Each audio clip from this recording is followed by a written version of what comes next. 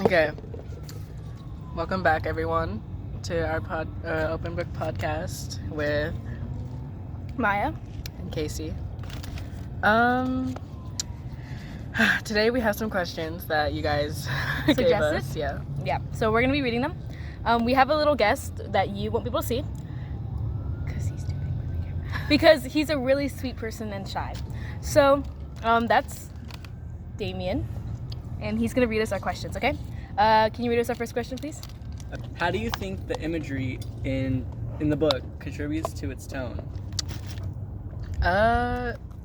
Okay, there's a lot of imagery in the book, and it's like from like people's facial expressions and like how things look to Pip, how things sound to Pip. And there's like a really good example in hold on, let me look. Let's see. While Casey's looking, we got Subway. I got a ham and turkey with lettuce, pickles, cucumbers, mayo. And Casey got like everything. It's a chicken one with everything on it. Yeah. And I also got extra pickles. They're really good. Okay, I have the chapter. It's on chapter 45. So there's a lot of imagery on here.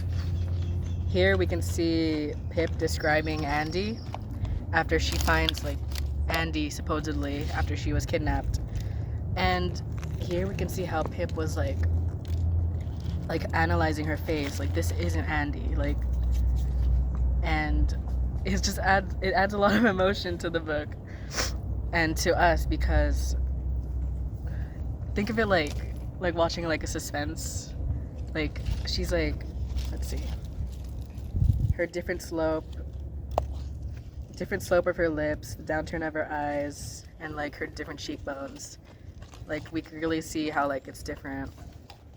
Also, I might have stained my book. Oh my gosh. What else? Like there's more imagery, like the lilac covered blanket, shivering trees. There's a lot in this chapter, actually. So like, this is really good for people who can picture things in their head. If you want that in your life, you'd be like, wow, I could see this perfectly. Oh my goodness, this is beautiful. Oh my god, wow, it's perfectly. Yeah, and Pip uses a lot of like adjectives, which really helps us like figure out what's going on, how intense it is in the moment, because chapter 45 is really intense. Like it gives us a lot of things to look at, or things to imagine. Yeah. Which might be hard for Which might be hard for nobody, because I'm great at doing it. Okay. Well, Wanna move on? we have our next question. Your next question is, Pip questions authority a lot in the book. What do you make of that?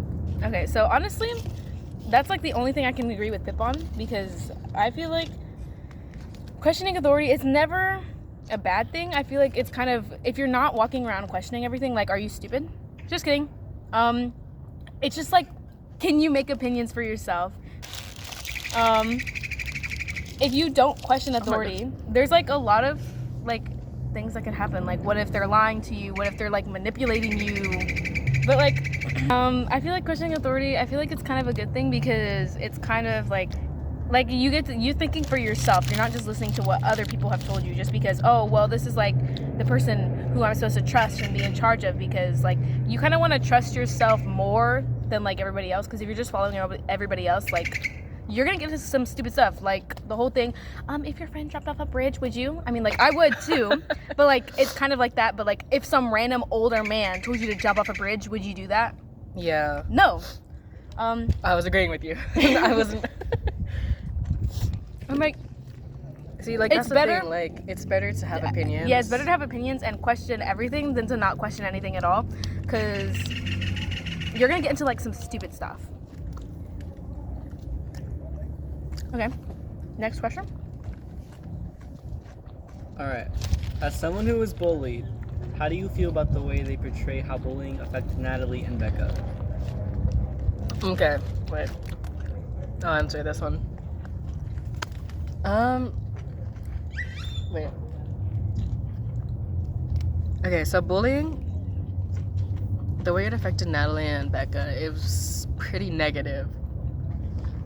I think it always is negative in any case, but like, okay, for Natalie, going into depth for Natalie, she became like violent, like aggressive when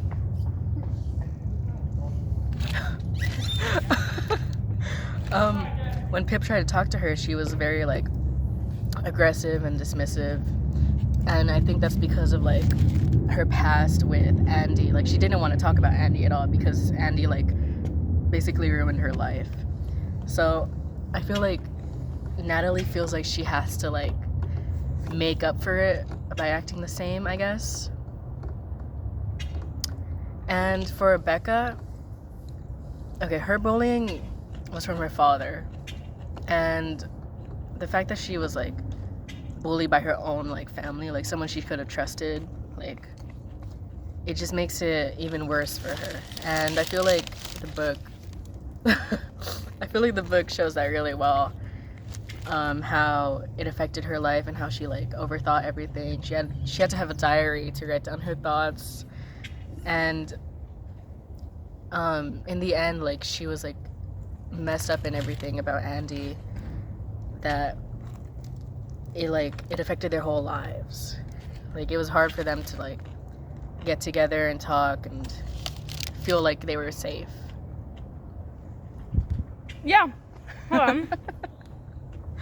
Do you have anything to say about that? I don't know. So I feel like I mean, like, obviously I agree. I feel like bullying never has like a good outcome for both people, because like what kind of loser are you to be like bullying somebody else? Like, that makes you like honestly even more embarrassing, because like, can't you do something else? Like, it's kind of embarrassing that you're taking time out of your day to bully somebody else. Like, nobody cares. Shut up.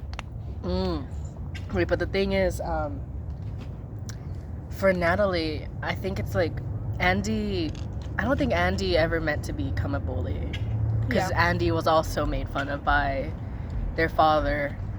Yeah. So it is kind of like a hard, like a cycle. Oh yeah, like a cycle. Like, the bully becomes a bully. I feel like that's not always true. That's not always true. It's not always true, but it can happen. Oh, why isn't this working? I just want to watch my Good Guys to Murder show on Netflix. God. I wish there was like an app that I could use or something. An app? What? Did I hear that right? Yeah, I'm trying to watch Good Guys to Murder. Or is it? Well, check this out. Oh my god, he's doing it. And I'm in. You see that? Oh my god. Look at the movie. I can finally watch my favorite show. You know what this is? What is it? NordVPN. Oh my god. Oh my god! Wait, I wanted to! Let me... Sign up for NordVPN today and get 30% off your first use with this code. Wow. Oh my goodness. It's a cycle. But it doesn't always have to be. Is that it for that question? Mm-hmm. We have another guest coming in. Wait, which one? To ask us a couple of other questions. It's Zoe. That's Zoe, my Cortez. queen. Oh, full name? Full name. Okay, Zoe. Eliza, coming from a teacher, these topics are hard to talk about. Should they be able to read these more modern books in class? MC. This is me. Oh, MC, main character. Okay. Honestly, I feel like these kind of books. So I didn't really like the book as much as other people next to me, but I feel like it's not. I feel like that's still something you can still teach in like a classroom setting. It talks about things that are harder to talk about. Like it mentions essay and creepy men. just like.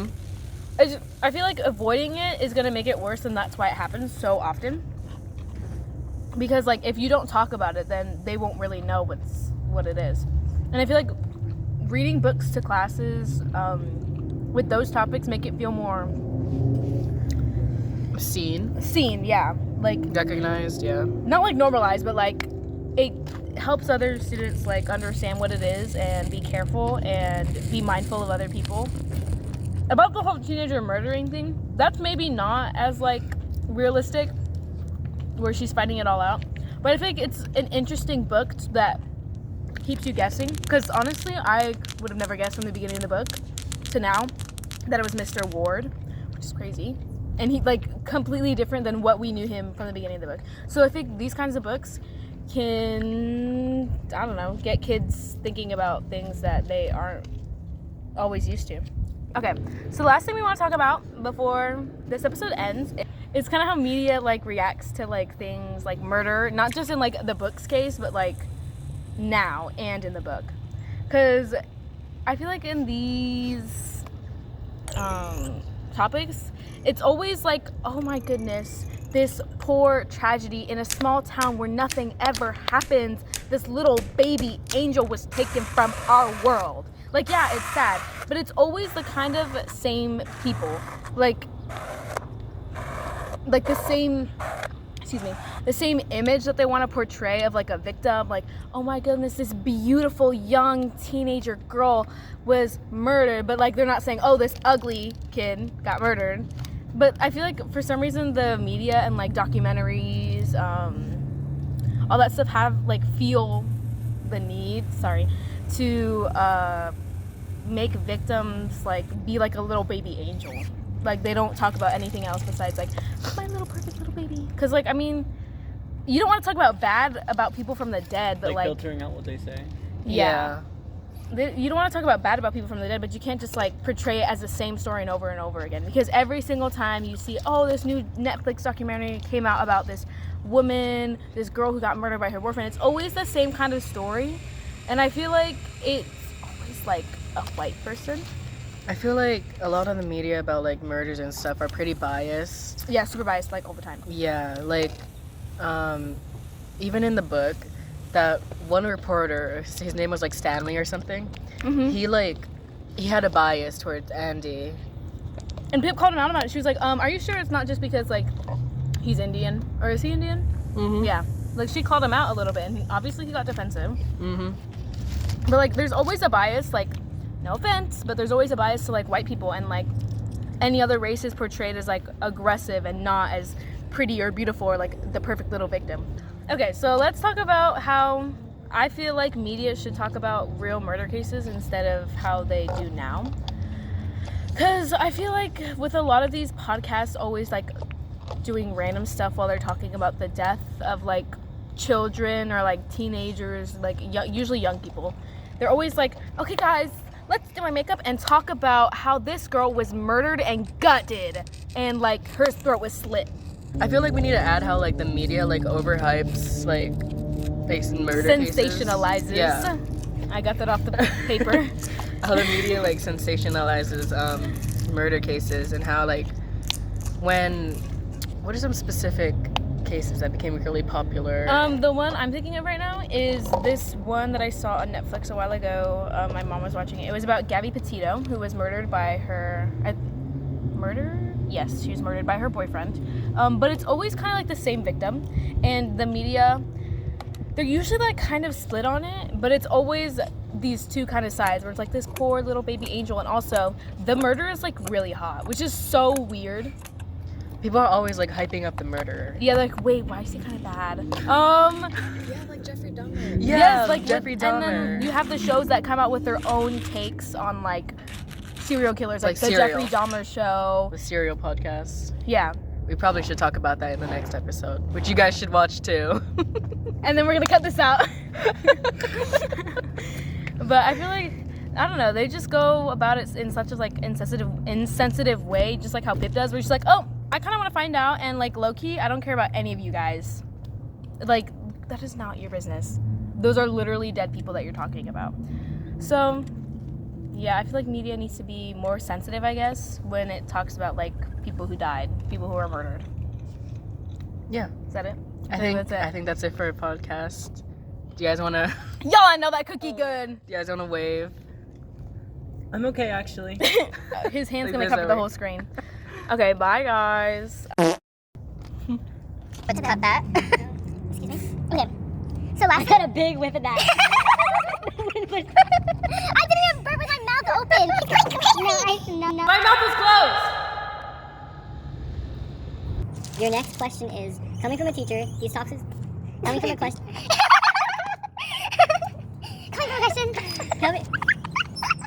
Question Mequisha. is- Okay, I actually have a really good question that I came up on the spot. Casey, what happened to your sandwich? Y'all know it's gonna. Move the camera, bro. It's gonna fall if you do that. No, I get it. Your next. We see that. Oh my god. We see that a lot in this book.